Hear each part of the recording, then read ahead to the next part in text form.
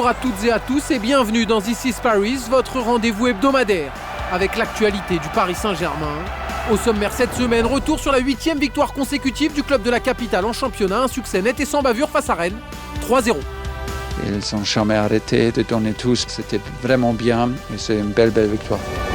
Puis nous retrouverons Mauro Icardi, auteur de 20 buts l'an passé, bien décidé à faire encore mieux. Mejorar las marcas que uno va haciendo es el objetivo de un delantero, ¿no? Enfin, nous avons rendez-vous avec Marquinhos pour évoquer son nouveau statut de capitaine du Paris Saint-Germain. Fier de ce qui m'ont, la responsabilité qu'ils m'ont donnée. This is Paris. 3 jours pour souffler, 3 jours pour se relancer. Moins de 72 heures après être rentré de Leipzig, le Paris Saint-Germain avait de nouveau rendez-vous avec la Ligue 1. Mieux, Thomas Tuchel et ses hommes avaient droit à un choc, un vrai, puisqu'ils recevaient le Stade Rennais, 3e du championnat. Et pour défier les Bretons, le coach allemand a dû une nouvelle fois composer avec un effectif affaibli. Neymar, Mbappé, Bernat, Kimpembe, Draxler, Sarabia, Verratti et Icardi étaient en effet tous absents. Et pourtant l'objectif était clair, s'offrir une 8e victoire de rang en championnat.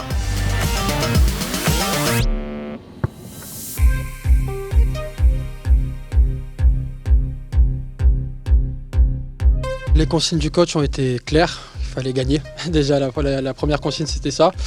Et voilà, on savait que ça allait être une équipe difficile à jouer, avec des joueurs rapides devant, des joueurs techniques, avec un bon collectif aussi. Et pourtant, très vite les Parisiens mettent la pression sur les Bretons et sont rapidement récompensés. Di Maria récupère un ballon dans les 30 mètres adverses. Moïse Kean en profite et soigne ses statistiques. L'Italien en est à 5 buts, toutes compétitions confondues.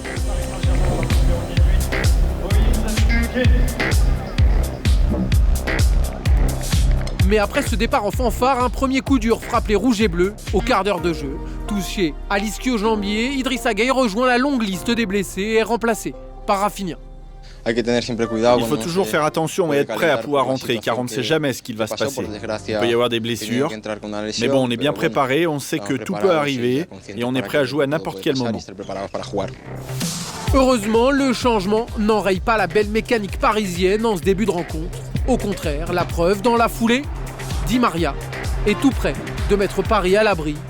Pas grave, car 5 minutes plus tard, l'Argentin a cette fois réglé la mire et parfaitement servi par Herrera, il trompe Gomis, tout en douceur, histoire de valider la très bonne entame de ses coéquipiers. On a fait beaucoup des efforts pour le pressing haut au début du match. Ils ont fait très bien. On a récupéré des ballons importants pour faire 2 buts. Ça, c'était vraiment un support pour nous. Mais dans cette soirée, rien ne sera épargné aux Parisiens. Après Gueye, c'est Kerrer qui cède, remplacé par Bakker. Rennes en profite pour tenter de réagir et si Doku parvient à se mettre en position de frappe, ça reste insuffisant pour mettre en danger Keylor Navas, toujours vigilant. Solide et concentré, Paris rentre donc au vestiaire rassuré. Malheureusement, l'hécatombe parisienne se poursuit dès le début de la seconde période. On a perdu des joueurs encore blessés. On a déjà eu beaucoup de joueurs absents. Pour ça, je suis très content avec le spirit, avec la mentalité. On n'a jamais arrêté de faire un grand combat. Effectivement, malgré la cascade de blessures, les Parisiens se battent, pressent et continuent à bousculer des Rennais dépassés et qui finissent par de nouveau craquer face à André Di Maria. L'Argentin, auteur d'un doublé, 2 buts magnifiques pour effacer un peu le souvenir récent d'un pénalty manqué.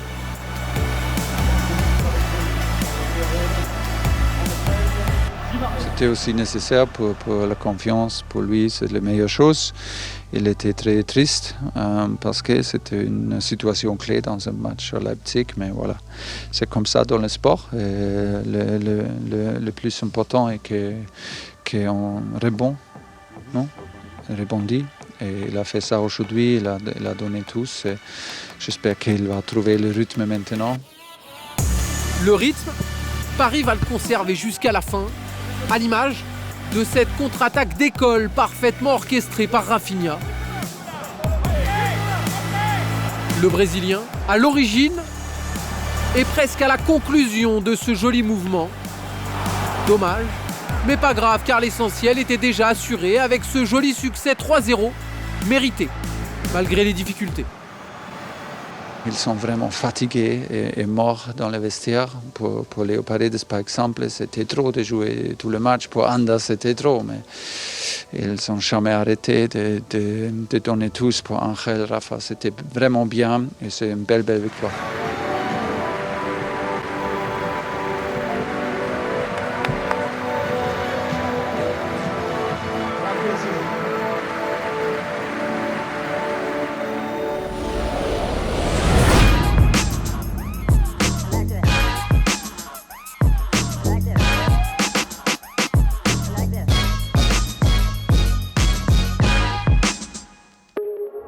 Bonjour, c'est Tripi Makonda, ancien joueur du Paris Saint-Germain.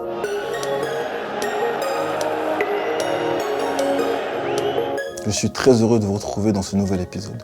Aujourd'hui, nous allons aborder le thème du gegenpressing, qui est une arme collective dans le jeu parisien.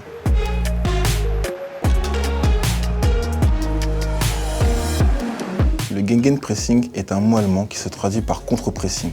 C'est le concept de reprendre la possession du ballon immédiatement après l'avoir perdu.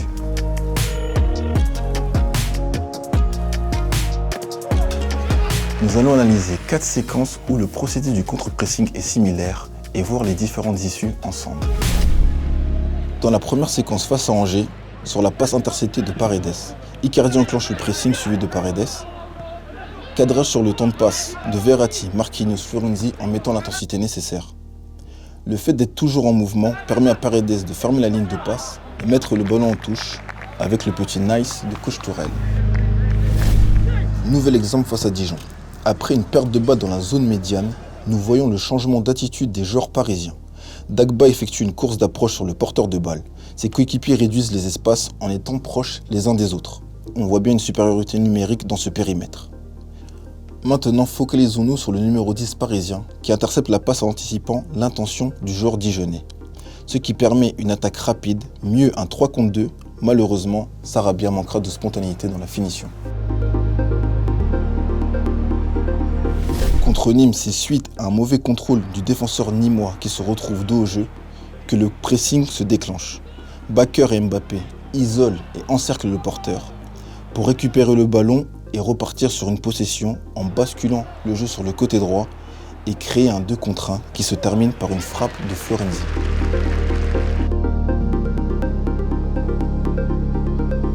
Quand tous les ingrédients sont réunis, ça peut donner des buts faciles comme ce fut le cas face à Nantes. Suite au débordement de Dagba, l'équipe parisienne réagit aussitôt à la perte du ballon. Et sur le temps de passe adverse, Herrera actionne une course d'approche pour freiner la progression nantaise. Ça permet à Dagba et Keis Ruiz de l'encercler en 3 contre 1, pour obliger le joueur nantais à se débarrasser du ballon en jouant en retrait dû à la pression parisienne. Sarabia intercepte et pique le ballon pour inscrire son 2e but en Ligue 1. Sur le ralenti, nous nous apercevons que c'est toute l'équipe qui participe. La ligne défensive monte en réduisant l'espace sur leur adversaire direct pour limiter les solutions. Privé de possibilités dans le jeu court comme dans le jeu long, le porteur de balle est sous la pression parisienne, ce qui amoindrit sa vision périphérique. Son attention se focalise sur le ballon et occasionne cette erreur qui profite à Sarabia. Nous savons que cette méthode du contre-pressing est une consigne de Coach Tourelle. Cette alternative demande de la générosité individuelle, de l'intensité dès la perte de balle et bien entendu un état d'esprit collectif. This is Paris. Mauro Icardi attaque déjà sa 2e saison avec le Paris Saint-Germain. Et si après une première année d'adaptation, l'Argentin doit désormais passer à la confirmation, alors ça risque d'être spectaculaire. Car pour son premier exercice, l'ancien de l'Inter n'a pas chômé, auteur de 20 buts. Il a connu une intégration express. De très bon augure pour la suite. Pour nous, pour les joueurs, il est important qu'on s'adapte rapidement quand on passe d'un club à l'autre, d'un championnat à l'autre. Moi, c'est ce que j'ai essayé de faire chaque jour en travaillant à l'entraînement. Essayer de bien comprendre ce que demande l'entraîneur et le faire du mieux que l'on peut. La Ligue 1 est un championnat très physique, très dur. En Serie A aussi, l'aspect physique compte, mais le jeu est beaucoup plus tactique en Italie qu'en France. En Italia se juega mucho más táctico y acá no es tan parecido a la liga italiana en eso.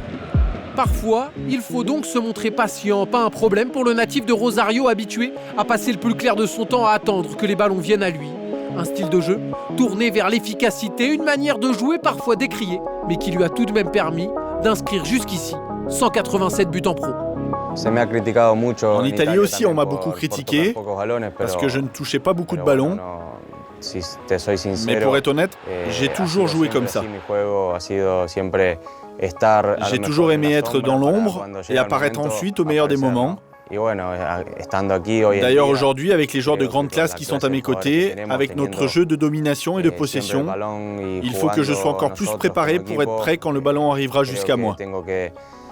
Estar más preparado para el momento justo de estar dentro del área cuando llega, ¿no? Se nos meten todos los equipos. Surtout face à des équipes très défensives qui jouent en bloc, il faut que je sois capable d'être là au bon moment pour pouvoir marquer.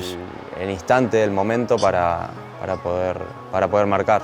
El timing de tener. C'est une question de timing.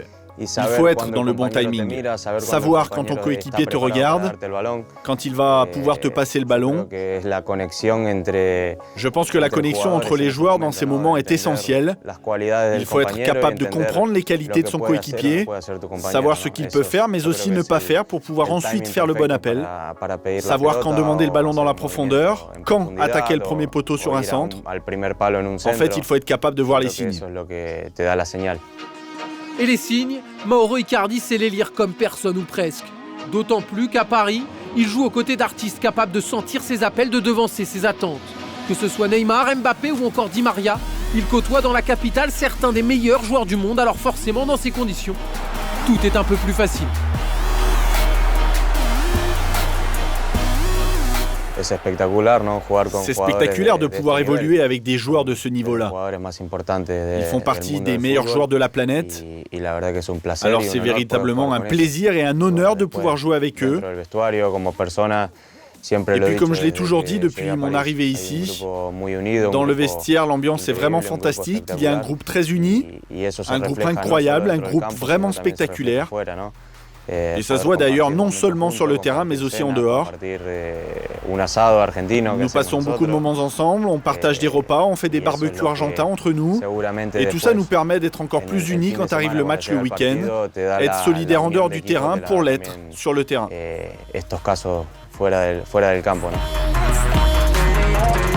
Une formule qui a permis au club de réaliser l'an passé l'une des meilleures saisons de son histoire, pas suffisant cependant pour rassasier un buteur, tel que Mauro Icardi. Je crois que les objectifs sont clairs. Gagner des titres et marquer beaucoup de buts. Bon, je ne vais pas vous donner de chiffres précis parce que je n'aime pas ça et je n'ai jamais fait ça avant. Mais marquer beaucoup de buts et aider l'équipe à gagner, c'est l'essentiel.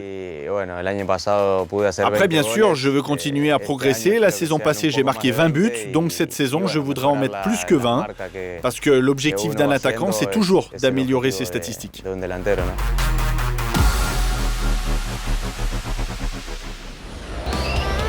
À suivre dans This is Paris, un entretien exclusif avec le nouveau capitaine parisien Marquinhos. Puis, nous reviendrons sur la victoire historique des filles du Paris Saint-Germain face à ici, 14 buts à rien. À 26 ans, Marquinhos est désormais chez lui à Paris.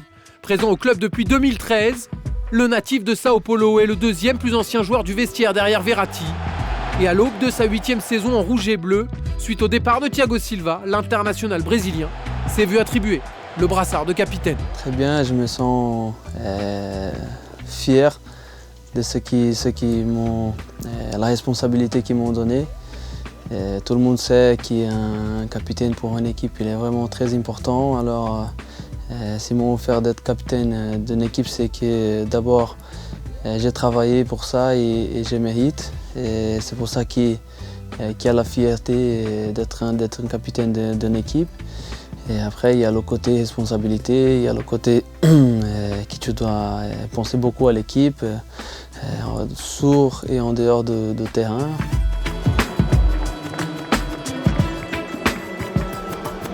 C'est vrai que les gens ils connaissent pas trop comment ça se fonctionne, mais nous ici on a plein de monde qui on doit travailler et essayer de le motiver le maximum possible.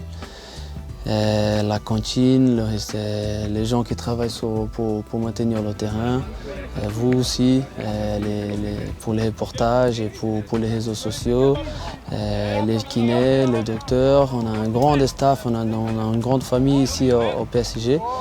Et ça, c'est une des choses que voilà, le capitaine il doit penser, il doit toujours savoir ce qui se passe, essayer de toujours être un milieu et aider un maximum à chaque petit détail ce qui ça peut compter. Un capitaine il doit penser à avoir un bon fonctionnement pas que dans l'équipe mais aussi dans le centre, dans toutes les gens qui travaillent pour le club parce qu'après ça peut beaucoup jouer sur le terrain. Et nous on le sait qu'il y a des grands clubs, ils ont vraiment besoin d'un grand staff et d'avoir une bonne performance aussi en dehors du terrain. C'est pour ça que voilà, c'est pas que le terrain, penser à tirer la monnaie et serrer la main d'arbitre. Sur le terrain aussi, le capitaine il a beaucoup de pouvoirs et responsabilités. L'image de capitaine elle est importante. Pour parler avec l'arbitre, c'est une des seules personnes qui des fois l'arbitrage il donne le pouvoir pour venir parler avec l'arbitrage. Le capitaine doit savoir le moment de pousser son équipe, et sinon aussi de ralentir un peu l'équipe et prendre un pas en arrière pour bien défendre et après pouvoir profiter les bons moments de l'équipe. Il faut avoir beaucoup d'expérience et être bien sensible pendant les moments de match pour bien comprendre.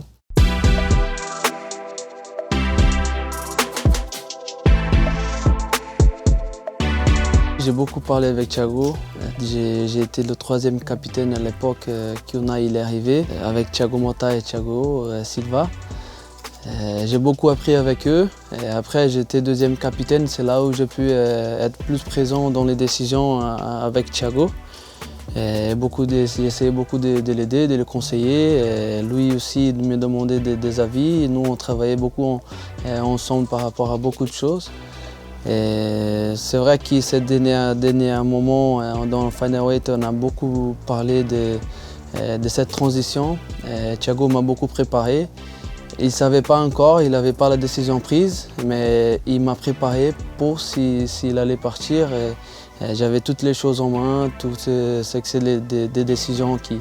voilà. Il y a beaucoup de choses que les gens ne savent pas. Il m'a donné beaucoup de documents qu'il avait quand il était capitaine. Voilà, il m'a préparé, il a dit peut-être que ça peut arriver.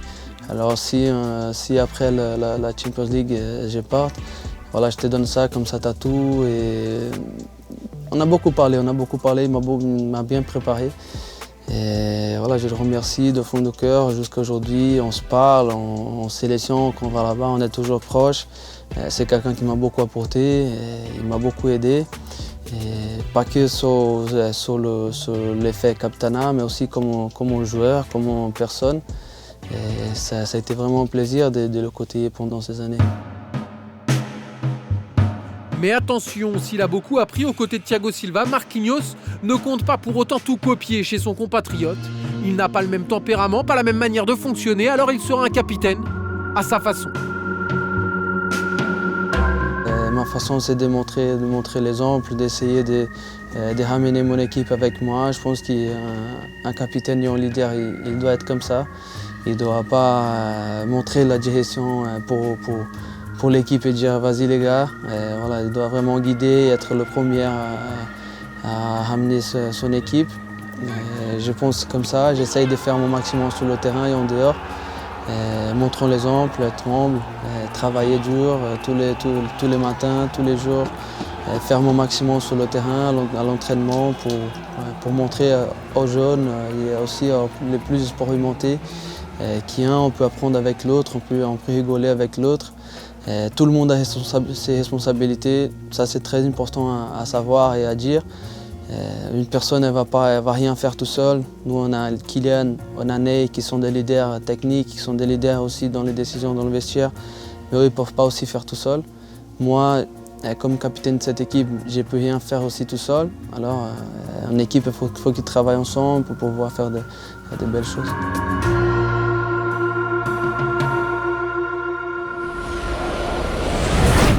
Il y a des rencontres qui restent dans l'histoire, celle entre les filles du Paris Saint-Germain et les joueuses d'ici pour le compte de la 8e journée du championnat en fera à coup sûr partie. Et pour cause, sur la pelouse de Clairefontaine, les Rouges et Bleus ont tout simplement signé le plus large succès de leur histoire, une victoire 14-0 avec au passage 2 doublés pour Diani et Katoto et surtout un septuplé signé de la Danoise Nadia Nadim.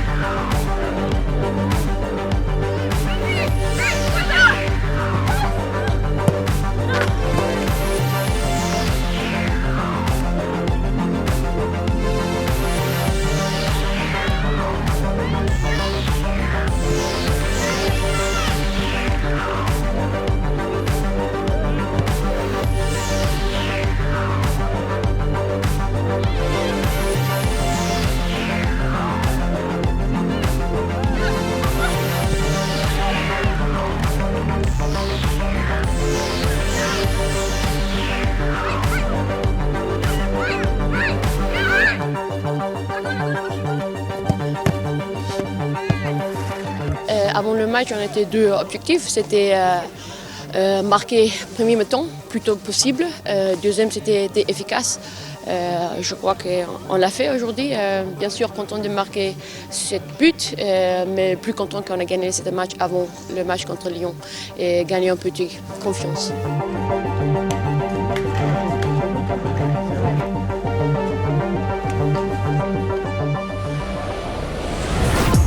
À 25 ans, Ashley Lawrence est une joueuse accomplie au Paris Saint-Germain où elle évolue depuis plus de 3 ans. Mais c'est surtout une véritable star chez elle au Canada. Médaillée de bronze au JO de Rio, elle a été élue joueuse canadienne de l'année l'an passé, mais ça ne lui suffit pas. Elle qui veut se servir de sa célébrité pour faire grandir le football féminin. J'ai fondé Yes She Canada en 2017. Je voulais créer quelque chose pour aider les jeunes filles, pour leur donner des exemples de personnes, de femmes qui pourraient leur servir de source d'inspiration. Je pense que c'est vraiment très important d'avoir des modèles, des exemples à suivre, que ce soit dans le sport ou plus généralement dans les rôles de leader. Moi, pour ma part, j'ai commencé à jouer en famille parce que chez moi, on pratiquait pas mal de sport. Mais en grandissant, j'ai clairement été inspirée en voyant d'autres filles, d'autres femmes qui jouaient au football. Après, il y a eu un moment clé, un moment décisif pour moi. À l'époque, j'avais 17 ans et c'était lors des Jeux Olympiques de Londres en 2012. J'ai pu voir jouer l'équipe canadienne. Elles ont écrit l'histoire en remportant la première médaille de bronze de la sélection. À l'époque, je ne connaissais pas vraiment les joueuses. J'ignorais leur nom pour la plupart. En fait, je ne connaissais que Christine Sinclair. J'étais incapable d'en donner ne serait-ce que 5 autres. Et cette anecdote montre bien le travail qu'il fallait faire pour que ces femmes soient reconnues, pour qu'elles accèdent au statut qu'elles méritaient. Car vous savez, ce qu'elles avaient réussi avait demandé tant de travail, tant de sacrifices qu'elles méritaient vraiment ça, après ce qu'elles avaient accompli. Et cet épisode m'a vraiment ouvert les yeux. À partir de là, j'ai su que je voulais devenir une athlète professionnelle et représenter le Canada. Je pense que les jeunes filles ont besoin de modèles, d'inspiration, pour pouvoir rêver et se dire qu'elles aussi peuvent y arriver. C'est pour cela que nous avons créé un site internet et que nous sommes présents sur les réseaux sociaux. J'espère que nous pourrons continuer à toucher de nombreuses filles grâce à ça. Nous avons aussi mis en place des camps d'entraînement qui ont lieu chaque année. On invite de nombreuses filles qui peuvent venir rencontrer des joueuses professionnelles et s'entraîner avec elles. C'est vraiment incroyable de voir leurs yeux briller quand elles les voient et à quel point elles peuvent être touchées. À